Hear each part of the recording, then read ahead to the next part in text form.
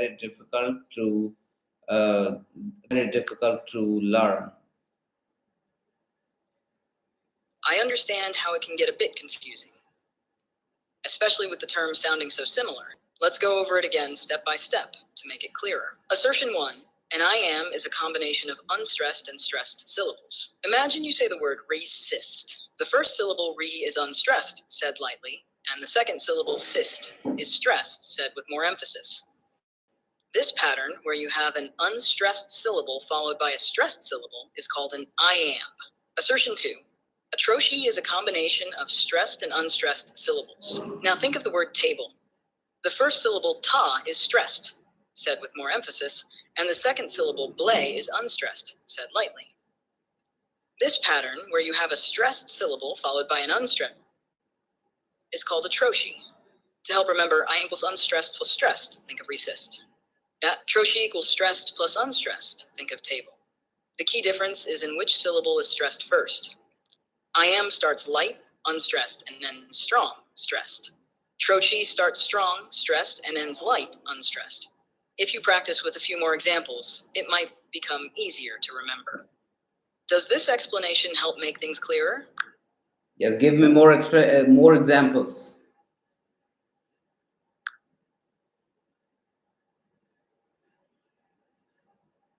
Sure.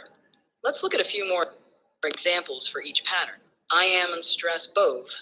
A is unstressed, and bove is stressed. Define, D is unstressed, and fine is stressed. Below, B is unstressed, and low is stressed. Relate, re is unstressed, and late is stressed. Trust, table, ta is stressed, and blee is unstressed. Hap is stressed, and py is unstressed. Flask stressed, and where is unstressed. Duck is stressed, and tor is unstressed. If you say each word out loud, you should be able to feel the difference in the emphasis on the syllables. Practicing like this can help you get a better sense of the rhythm in each pattern. Would you like more examples or any further explanation on this? So give me examples of I am, and make me practice the examples of I am, and then we will practice the examples of Troshi one by one. So start with the examples of I am. Great. Let's start practicing with some examples of I ams. Remember, an I am is a combination of an unstressed syllable followed by a stressed syllable. Say these words out loud and focus on the rhythm. 1, above. A is unstressed and bove is stressed. 2, define. D is unstressed and fine is stressed. 3, below. B is unstressed and low is stressed. 4, relate. Re is unstressed and late is stressed. 5, amuse. A is unstressed and muse is stressed. Let me know how you're feeling with these, and we can practice more or move on to troshis. Above, define.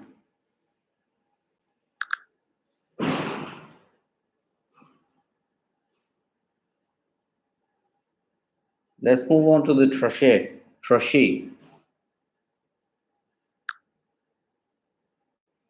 Now let's practice some troshis. Remember, a troshi is the opposite of an I am. It has a stressed syllable followed by an unstressed syllable. Here are some examples. 1, table, ta is stressed and blee is unstressed. 2, garden, gar is stressed and den is unstressed. 3, hapai, hap is stressed and py is unstressed. 4, sunlight, sun is stressed and y is unstressed. 5, wonder, one is stressed and dare is unstressed. Try saying these out loud, emphasizing the first syllable in each word. Table, happy, garden. Great. Let's go through each of them. 1, table. Say it as table. The ta is the stressed syllable and blay is the unstressed syllable. 2, happy. Pronounce it as hap. The stress is on hap and ply is the lighter, unstressed part. 3, garden. This one is garden. Gar carries the stress and den is softer. Try repeating these, focusing on making the first syllable stronger and the second syllable lighter. All right, moving on to the next question. First assertion, in auto-segmental phonology, the combination of high and low tone results in a falling tone, whereas a combination of low and high tone results in the rising tone. Now, moving on to the next one, a task not performed by CV phonology. First option, state the universal principles governing the syllable structure. B, state syllable structure typology. C, state language specific rules governing syllable structure. And fourth, state morpheme structure conditions.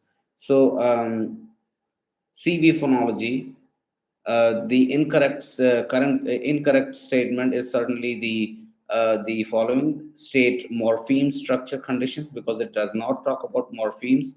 Now explain to me how these statements, they relate with CV phonology. The statement of the universal principles governing the syllable structure, state the syllable structure typology, and state the language specific rules governing the syllable structure. So I am guessing that it is primarily concerned about the syllable structure.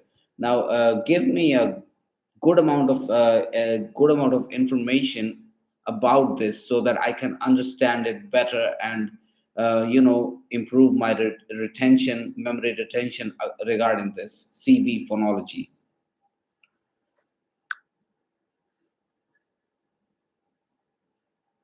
Sure, let's break this down step by step. CV phonology, consonant vowel phonology, is a theoretical framework in phonology that primarily focuses on understanding how syllables are structured in different languages. Here's how the different statements relate to CV phonology. 1. Universal principles governing syllable structure. CV phonology tries to identify rules that apply across all languages for how syllables can be constructed. For example, it suggests that all languages prefer syllables that start with a consonant C followed by a vowel V. This is a universal principle because it applies broadly even if individual languages have exceptions or more complex rules. 2. Syllable structure typology. Typology in this context refers to the classification of languages based on the kinds of syllable structures they typically use. CV phonology categorizes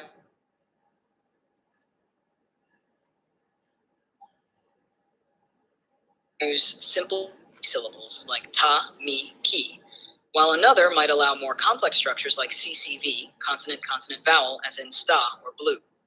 3. Language-specific rules governing syllable structure. While CV phonology deals with universal principles, it also recognizes that each language has its own specific rules.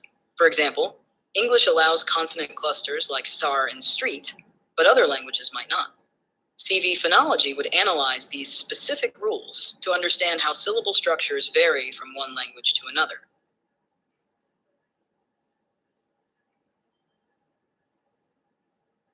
Phonology doesn't focus on morphemes, the smallest units of meaning in a language. Instead, it concentrates on syllable structures, which are more about sound patterns rather than meaning. Key takeaways: CV phonology is all about how syllables are built in languages. It looks at universal patterns, what's common across languages, and specific rules, what's unique to a particular language. It doesn't deal with morphemes directly, but rather the sounds, phonemes that make up syllables. Does this help clarify CV phonology for you?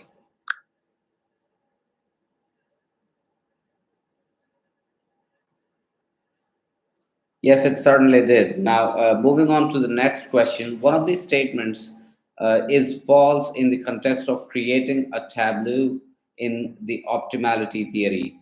So, candidate sets are shown vertically. A figure of hand indicates optimal candidate. Dotted lines show crucial ranking. Constraints are ranked horizontally. Now, what I want you to do is I want you to elaborate. The statement that is false regarding the context of creating a tableau in the optimality theory is that the dotted lines show crucial ranking. This is not one of the correct statements that relates with the creation of tableau in the optimality theory.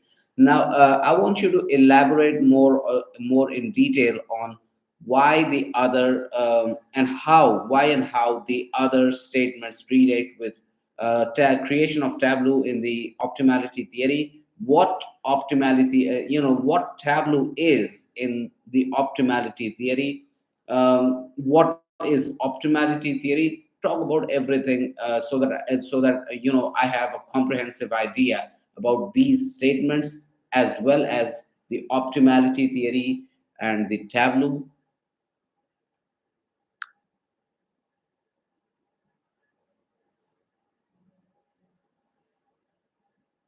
Optimality theory, OT, is a linguistic framework used primarily in phonology to explain how the optimal output, usually a word or sound, is selected from a set of possible candidates.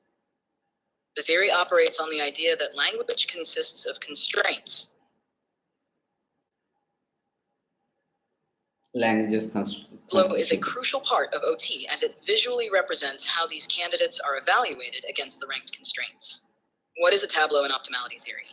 A tableau is a grid that shows all possible outputs input.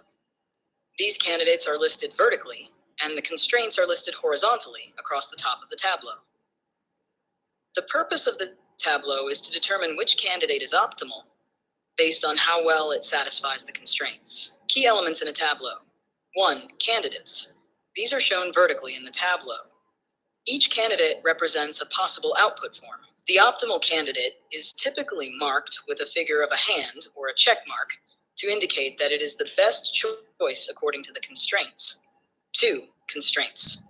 Constraints are the rules that the candidates are evaluated against, and they are ranked horizontally across the top of the tableau. Constraints can be of two types. Markedness constraints. These less marked structures. Faithfulness constraints. These constraints require the output to be faithful to the input. 3. Ranking. The constraints are ranked hierarchically. Higher ranked constraints take precedence over lower ranked ones. For instance, if a higher ranked constraint is violated by a candidate, that candidate is less likely to be the optimal one, even if it satisfies lower ranked constraints. 4. Evaluation of candidates. Each candidate is evaluated by checking it against each constraint. Violations are typically marked with an asterisk. The goal is to have the fewest violations of the highest ranked constraints. 5. Optimal candidate. The candidate that has the fewest serious higher ranked constraint violations is selected as the optimal output. This is often indicated by a figure of a hand or a check mark in the tableau. The incorrect statement. Dotted lines showing crucial ranking. This is incorrect because crucial ranking is usually shown by the relative placement of constraints in the tableau itself, ranked from left to right. Dotted lines might be used to indicate ties or less significant comparisons, but they are not the standard way to show crucial rankings. How the other statements relate. Candidates shown vertically. This is correct, as candidates is listed vertically in a tableau to show the different possible outputs. Figure of hand indicates optimal candidate. This is also correct as it visually marks the best candidate according to the ranked constraints. Constraints ranked horizontally. This is correct as the constraints are shown across the top of the tableau, ranked from left, most important, to right, least important. In summary, a tableau in optimality theory visually represents how various candidate outputs are evaluated against a set of ranked constraints. The optimal candidate is the one that best satisfies the highest ranked constraints, even if it violates some lower ranked ones. The incorrect statement about dotted lines highlights the importance of understanding how rankings and violations are typically represented in a tableau. This visual tool is central to the analysis in optimality theory and helps linguists determine which occur in a language. What is the unmarked constraint?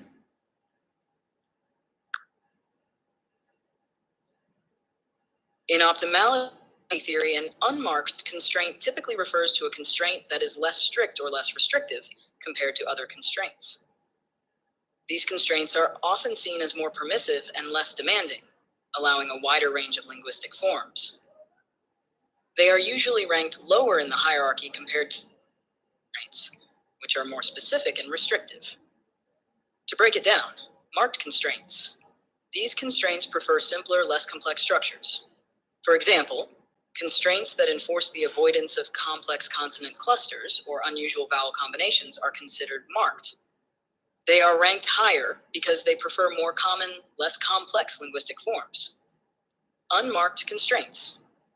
These constraints are less restrictive and allow for a greater variety of outputs. They are ranked lower because they impose fewer restrictions on the structure of the linguistic forms. For instance, a constraint that allows for a broader range of consonant clusters or vowel combinations would be an unmarked constraint. In practice, unmarked constraints are often those that are less likely to be violated in the language because they are more general and apply to a wider range of linguistic contexts.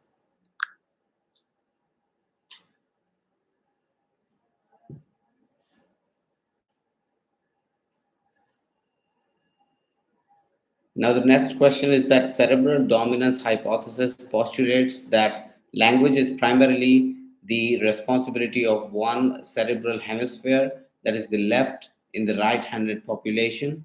And second, that cerebral dominance is absolute. So the second is incorrect, second is false, but first is true, right? Cerebral dominance proposes that language is primarily the responsibility of one cerebral hemisphere, that is the left in the right-handed people. That's very true.